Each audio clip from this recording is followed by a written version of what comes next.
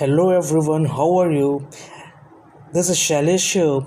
Welcome you all in SK Tutorial English online classes. Today I am here with part 2nd of the poem A Roadside Stand composed by Robert Frost. Before starting this video, I would like to request you all please subscribe, share and like my video. So let us start.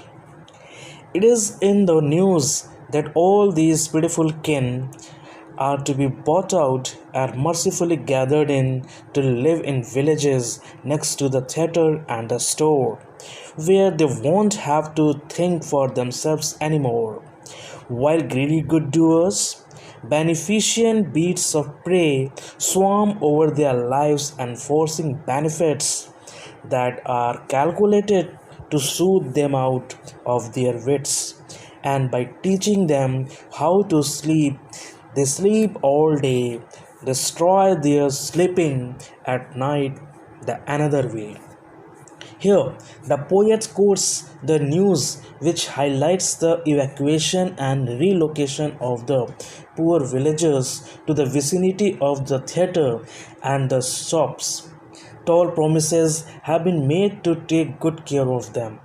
Outraged at the negligence attitude of the civic authorities, government, and even social service agencies, the poet addresses them as greedy good doers, apparently benefactor but actually beast of prey, who exploit the innocent village folk by giving them a short-term sense of security. The villagers are not being helped but harmed and cheated. They pay a heavy price by losing their land. These develop these developers, civic authorities, with a calculative strategy, soothe, silence them, and befool them. Their unalloyed heart and minds of these villagers by ensuring them a better life and hence good sleep. They actually sleep peacefully themselves and destroy their slumber with anxiety. From the ancient period, this way is going on means from the beginning, the rich exploits the poor. Here, यहाँ पर कवि ये कहता है कि it is a news, यह ऐसा समाचार है दैट ऑल दिस ब्यूटीफुल किन, कि सभी ब्यूटीफुल मीन्स दयनीय, जो जितने दयनीय रिश्तेदार हैं, बंधु हैं एक दूसरे के, उनको खरीदा जाता है, उनको खरीद लिया जाता है। अर्थात उनको समाज सेवी जो होते हैं, जो सोशल वर्कर्स होते हैं, वो उनके साथ एक ढोंग करते हैं and mercifully gathered in to live in villages, और उनको उन पे दया करके कि हम आपको इन गंदी बस्तियों से हटाकर हम आपको गांव में एक अच्छे जगह पर शिफ्ट करेंगे, आपके लिए घर बनाएंगे, और वो टेम्पररी तौर पे उनको गांव में शिफ्ट कर देते हैं, एक अच्छे घर में शिफ्ट कर देते हैं जो थिएटर के पास है और स्टोर के पास है, वो उनको दिया जाता है रहने के लिए। लेकिन ये उनके लिए परमानेंट नहीं है, ये उनके लिए टेम्प्रोरी तौर पे है। Where they won't have to think for themselves anymore, जहाँ पर उनको अपने बारे में और सोचने की कोई ज़रूरत ही नहीं पड़ेगी। वाइल ग्रीडी गुड डूअर्स, जबकि जो चालाक, लालची, भला करने वाले लोग हैं, beneficent beast of prey, beneficent beast of prey means जो शिकारी जानवर के समान उनके जीवन पर टूट पड़ते हैं। बेनिफिशियंट यानी वो जो सोशल वर्कर्स हैं, जो नेता हैं, वो उनको शो करते हैं कि वो उनके लिए भला करने के लिए आए हैं, लेकिन वो एक्चुअली वो जो गरीब लोग हैं, वो जो गांव के गरीब लोग हैं, वो उनके लिए एक प्रे के समान है, एक शिकार के समान है। और ये जो समाज सेवी और नेतागण हैं, ये एक शिकार, एक जानवर की तरह हैं जो अपने शिकार को दबोचना चाहते हैं, लेकिन वो ढोंग कर रहे हैं कि हम आपके लिए, हम आपको आपके भला करने के लिए ये सब कर रहे हैं। स्वाम ओवर देयर लाइफ्स, वो उनकी ज़िंदगी पे मंडराने लगते हैं। किसकी ज़िंदगी पे? उन गरीब गांव वालों की, उन गरीब जो रोड साइड स्टैंड जो शॉपकीपर्स हैं, जो गरीब दुकान अपनी गुमटी लगाते हैं रोड के किनारे, उनकी ज़िंदगियों पर वो मंडराते हैं। एनफोर्सिंग बेनिफिट्स, और उनको दिखाते हैं कि उनको कितना फ़ायदा होने वाला है, उनको कितना, अगर हम उनको शिफ्ट कर देंगे यहाँ से और उनको विलेज में एक जगह देंगे रहने के लिए जहाँ पर स्टोर्स होंगे, मॉल्स होंगे और दुकान होंगे और बड़े बड़े दुकान होंगे, तो उनको वो फ़ायदा दिखाते हैं कि आप और वो ये फ़ायदा दिखा के और उनकी जो ज़मीनें होती हैं वो हड़पने की कोशिश करते हैं। that are the calculated to soothe them out of their wits, means ये सारी उनकी प्लानिंग होती है, कैलकुलेटेड होती है, पहले से इन्होंने प्लान कर रखा होता है कि हम इस तरह से इन भोले भाले गरीब दुकानदारों को, जो रोड साइड स्टैंड के जो शॉपकीपर्स हैं, उनको हम इस तरह से लालच देंगे और पर थोड़े टेम्परेरी तौर पे, थोड़ी देर के लिए दिखाने के लिए उनको हम गांव में शिफ्ट कर देंगे, उनको थोड़ी सी बेनिफिट्स देंगे ताकि वो उनको लगे कि हाँ, हम एक्चुअली में ही जो इनके लिए फ़ायदा कर रहे हैं, उनको फ़ायदा पहुंचाने आए हैं। ये सारी चीज़ें उन लीडर्स की, उन नेताओं की और उन इंडस्ट्रियलिस्ट की, ये सारी चीज़ें कैलकुलेटेड होती हैं, वो सारी प्लानिंग होती है उनकी, जिससे कि वो ज़्यादा कुछ सोच नहीं पाते। वो भोले भाले गरीब जो दुकानदार हैं वो ज़्यादा सोच नहीं पाते हैं, इतना ज़्यादा गहरी चाल जो उनकी होती है वो उस बारे में वो सोच नहीं पाते हैं और उनके झांसे में वो आ जाते हैं। And by teaching them how to sleep, और वो उनको सिखाते हैं कि कैसे तुम चैन की नींद सोओगे, कैसे तुम्हारी ज़िंदगी जो है वो बहुत ही अच्छी हो जाएगी, सुकून भरी हो जाएगी। दे स्लीप ऑल डे, और ये सारी चीज़ें उनको बता के, उनको सपना दिखा के कि तुम्हारी लाइफ बहुत अच्छी हम कर देंगे, और फिर वो उनसे वो ज़मीन उनकी लिखवा लेते हैं अपने नाम, और जो लीडर्स होते हैं वो उनसे वोट ले लेते हैं, और उसके बाद वो चैन से वो जो बड़े बड़े लीडर्स और समाज सेवी, वो खुद चैन की नींद सोते हैं और इनकी चैन की नींद, इनकी जो नींद है वो डिस्ट्रॉय कर देते हैं। Destroy there sleeping at night, यानी इन गरीबों को वो फिर भूल जाते हैं, इनको चीट कर देते हैं, इनको धोखा दे देते हैं और इनकी रात की नींद हराम कर देते हैं और ख़ुद अपनी चैन की नींद सोते हैं। यानी खुद वो बहुत पैसे बनाते हैं और इन गरीबों की ज़मीन भी जो उनकी रोड साइड स्टैंड पर थी उसको भी वो हड़प लेते हैं और एक झूठा सपना दिखा के कि हम आपको मकान बना के देंगे, हम आपको एक अच्छी लाइफ देंगे, ये उनके साथ चीट करते हैं और उनकी रातों की, उन गरीबों की जो सुख चैन जो थोड़ा बहुत था वो भी उसको ख़त्म कर देते हैं, बर्बाद कर देते हैं। और ये परंपरा at night the ancient way, the ancient का मतलब है कि ये जो परंपरा है ये बिगनिंग से, शुरू से चली आ रही है कि जो अमीर, जो रिच लोग हैं वो गरीबों का शोषण करते हैं, वो गरीबों को एक्सप्लॉइट करते हैं। So in this para the wild good greedy good doers, sorry, so greedy good doers is oxymoron. The poet has used the poetic device oxymoron, the greedy good doers, because oxymoron is what means two opposite ideas. So greedy और good doors ये दोनों opposite ideas हैं जो कि एक साथ use किया गया है। And here this line also, beneficent beast of prey. तो बीस्ट ऑफ प्रे यानी जो शिकार करता है वो बेनिफिशियंट कैसे हो सकता है? This is also oxymoron. Beneficent beast of prey is also oxymoron. Here in this line, swarm over their lives, swarm over their lives, this is metaphor, the poetic device metaphor. वो उनकी ज़िंदगियों पे मंडराने लगते हैं, दिस इज़ मेटाफर। यहाँ पर metaphor का use किया गया है। And teaching them how to sleep, they sleep all day, this is also metaphor. यहाँ भी मेटाफर का यूज़ किया गया है। Now come to the next. Sometimes I feel myself I can hardly bear the thought of so much childish longing in vain. The sadness that lurked near the open window there, that waits all day in almost open prayer for the squeal of brakes, the sound of the stopping car, of all the thousand selfish cars that pass, just want to inquire what a farmer's prices are, and one did stop, but only to plow up grass. In using the yard to back and turn around, and another to us the way to where it was bound.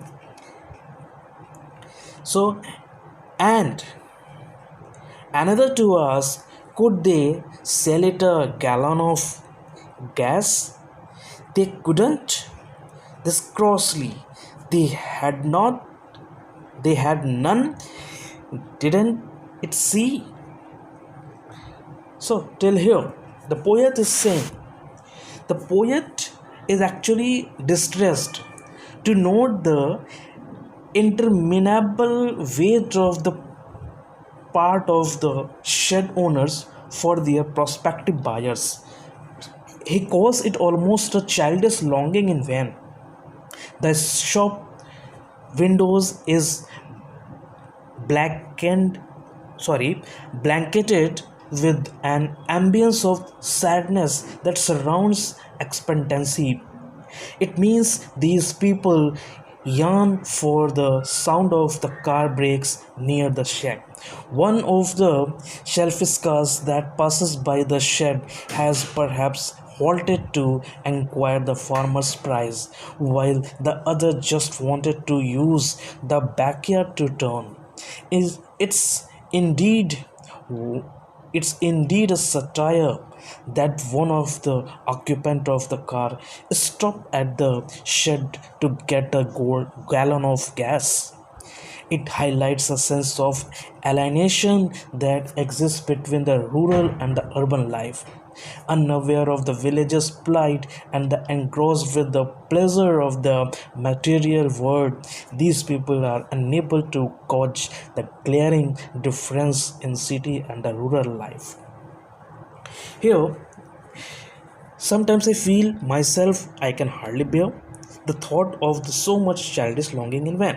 यहाँ पे कहता है, poet कहता है कि कई बार मैं खुद ये महसूस करता हूँ कि मैं ये जो इच्छा कर रहा हूँ कि कोई मुझसे आके, यानी वो जो दुकानदार के शब्दों में, उन रोड साइड स्टैंड्स जो बेचारे शॉपकीपर्स हैं, उनके शब्दों में वो बयां करता है कवि खुद, कि कहता है कि कभी कभी मैं खुद ये सोचता हूँ कि ये जो मैं इच्छा कर रहा हूँ कि कोई आएगा और मुझसे सामान खरीदेगा, ये एक बचपन की जो चाहत होती है, बचपनी इच्छा होती है, वो है जो कि कभी पूरी नहीं होती है।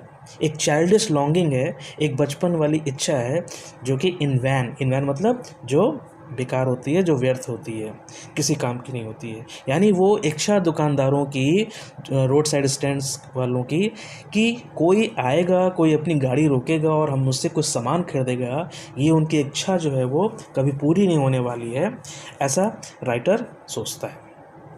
The sadness that lurk near the open window there, कह रहा है कि जो सैडनेस, यानी उन दुकानदार जो अपनी दुकान में बैठे हैं, वे बेचारे बहुत ही उदास हैं, क्योंकि वो दिन भर की कड़ी मेहनत करते हैं, दुकान में वेट कर रहे हैं कि कोई तो आएगा और उनसे सामान खरीदेगा।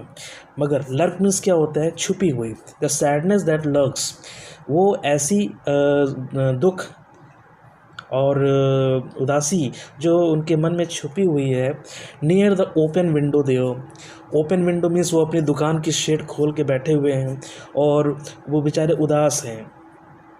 दैट वेट्स ऑल डे, वे दिन भर वेट कर रहे होते हैं, इन ऑलमोस्ट ओपन प्रेयर, और बिल्कुल वो प्रार्थना कर रहे होते हैं कि दया, भगवान से प्रार्थना करते हैं कि कोई तो आएगा, कोई तो अपनी गाड़ी रोकेगा और मुझसे सामान खरीदेगा। For the squeal of brakes, और किस चीज़ की प्रेयर करते हैं कि कोई अपनी गाड़ी रोकेगा वहाँ पे। स्क्वील ऑफ ब्रेक्स मतलब अपनी ब्रेक लगाएगा। स्क्वील मीन्स क्या होता है, ब्रेक लगाने की आवाज़, यानी उनकी गाड़ी उनके दुकान के सामने कोई अपनी गाड़ी को रोकेगा। The sound of the stopping car, वो इस चीज़ की प्रार्थना करते हैं कि कोई तो कार आके हमारे कोई कार की रुकती हुई आवाज़ मेरे दुकान के सामने आए। For of all the thousands shellfish cars that pass, यानी हजारों कार वहाँ से उस हाईवे से होके गुजरती हैं और लेकिन कोई भी कार रुकती नहीं है। तो वो दुकानदार जो रोड साइड स्टैंड के किनारे हैं वो एक प्रेयर कर दे, उनमें से उन हजारों कार में से कोई तो कार आके उनके दुकान के सामने रुकेगी और उनसे कुछ सामान खरीदेगी। Last one to inquire what a farmer's price are. So just want to inquire what a farmer's price are. Just एक कोई आता है और वो जस्ट पूछता है कि भाई तुम्हारे ये जो सामान बेच रहे हो उसका क्या प्राइस है, बस वो प्राइस पूछने के लिए आता है। एंड वन डिड स्टॉप, और एक जो रुकता है but only to plow up grass in using the yard to back and turn around. एक आता है जो अपनी गाड़ी को बस घुमाने के लिए वहाँ से वो उस एरिया को यूज़ करता है, उस ग्रास को प्लो करता है। प्लो अप मतलब होता है कि वो कुचलना, उस घास को कुचल कर वापस मोड़ने के लिए वो वहाँ से जाता है। मतलब क्या हुआ इसका कि वह गाड़ी किसी गरीब के पास कुछ खरीदने के लिए नहीं, बल्कि वो अपनी गाड़ी को मोड़ने के लिए वो उसके पास रोका था उसने। And using the yards to back, और एक गाड़ी रुकती है केवल रास्ता पूछने के लिए। And another to ask the way to where it bound, और एक गाड़ी रुकती है केवल रास्ता पूछने के लिए कि ये रास्ता कहाँ पे घूमता है या कहाँ पे जाता है।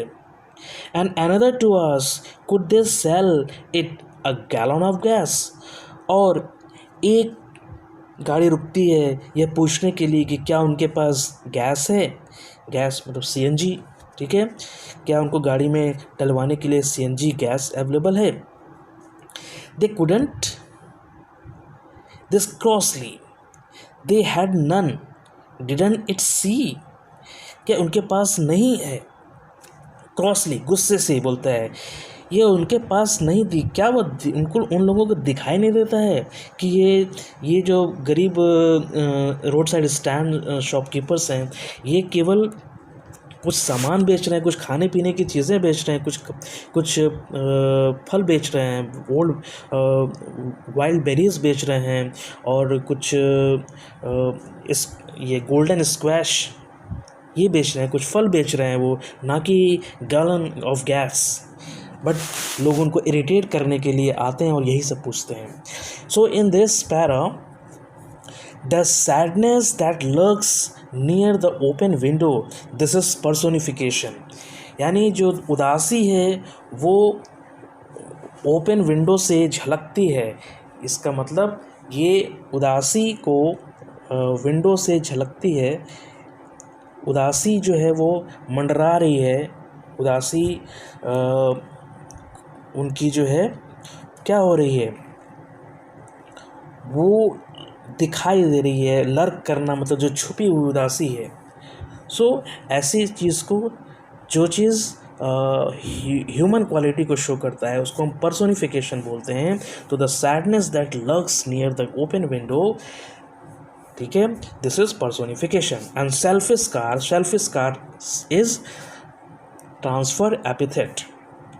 Car is not selfish. The person who is driving the car, that is selfish.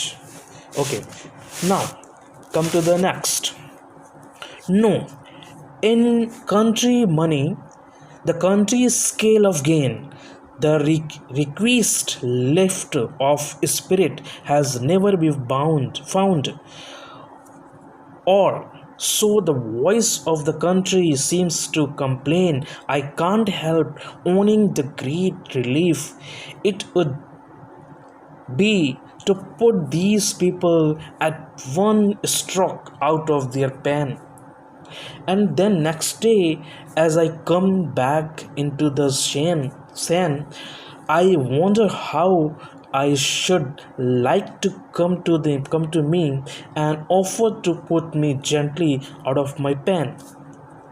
Here in this para, the poet regrets that the yardsticks of gain vested in money is it isn't found it in the country's side at all. Money, he feels, elevates spirits, and the lack of it dampens the villagers' perspective towards life. They tend to express their grievances about a life bereft bereft of money. At this point of time, the poet is overwhelmed with emotions and contemplate their pain to one go by changing their lives, but a latter logical thought and a poised state of mind tells him the futility of this rash act. It might compel him to seek purgation of pain from others for his thoughtless decision. So, in this para, no, in country money, the countryside of gain, the request lift of spirit has never been found. कह रहा है कि इस देश में, in this country, इस देश में मीन्स कंट्री मनी, कंट्री मतलब कंट्री यहाँ पे बोला कि एक गांव को, ओके, और सिटी जो शहर हो गया, और कंट्री जो है वो गांव है. कंट्री मनी यानी गांव का पैसा. तो गांव in country money the country scale of gain, ठीक है, यानी गांव में, तो गांव का जो स्केल है, यानी आपकी प्रोग्रेस का जो मापदंड है, वो उसका क्या है, वो पैसा है, गांव का पैसा. The request lift off spirit has never be found, जो कि गांव वालों को चाहिए अपनी लाइफ के स्टैंडर्ड, लिविंग ऑफ स्टैंडर्ड को अपलिफ्ट करने के लिए, थोड़ा सा उठाने के लिए, लेकिन उनको ये पैसा नहीं मिलता है. मीन्स देश के जो पैसे में उनको जो ज़रूरत है उन गाँव में पैसे की, वो जो उनका उत्साह बढ़ाएगा कि वो अच्छी ज़िंदगी जीने के लिए जो उनका उत्साह बढ़ाएगा ताकि वो और मेहनत करें, लेकिन वो पैसा उनको नहीं मिलता है, तो उनका उत्साह नहीं बढ़ पाता है. और so the voice of the country seems to complain, ठीक है, या इस तरह जो voice of the country means जो उस गांव की, उन गरीब लोगों के गांव की जो आवाज़ है, जो शिकायत करती हुई प्रतीत होती है कि हम लोग आगे नहीं बढ़ पा रहे हैं, हम लोगों के पास शहर का पैसा नहीं आ पा रहा है, हम लोग बहुत मेहनत कर रहे हैं, फिर भी हम लोग को पैसा नहीं मिल रहा है ताकि हम अपनी गरीबी को दूर कर सकें, हम अपनी लाइफ को सुधार सकें. तो ये उनकी कंप्लेन है, ये सभी लोग कंप्लेन कर रहे हैं. I can't help owning the great relief it would be to put these people at one stroke out of their pain. यहाँ पर पोएट कहता है कि I can't help, मैं इन लोगों की हेल्प नहीं कर सकता हूँ. I can't help owning the great relief, यानी मैं इन लोगों को चाहता हूँ कि वो एक झटके में अपने दुख से बाहर निकल जाएं, और मैं अपनी खुशी को रोक नहीं सकूँगा. I can't help owning the great relief, यानी मुझे जितना संतोष मिलेगा कि मैं बता नहीं सकता कि अगर इनको एक झटके में to put out these people at one stroke out of their pain, कि अगर उनको एक झटके में उनको उनके दुखों से बाहर कर दिया जाए तो मुझे कितना संतोष मिलेगा, कितना रिलीफ मिलेगा, ये मैं आपको बता नहीं सकता. उस चीज़ को मैं रिवील नहीं कर सकता.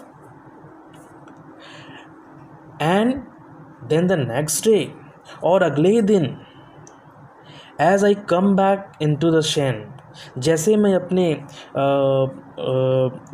वापस अपने ओरिजिनल दिमाग में आया, मतलब मैंने अपने मेरी बुद्धि जो है वो काम करना शुरू की, ये यहाँ पर ये पोएट क्या है वो ओवरवेल्म्ड हो चुका है, मतलब बहुत ज़्यादा भावुक है उन गरीब शॉपकीपर्स की दयनीय स्थिति को देखकर बहुत भावुक है। और वो ये सोचता है कि काश ऐसा कुछ हो जाए, मिरेकल हो जाए कि एक झटके में इन सारे गरीबों की मैं स्थिति बदल दूँ।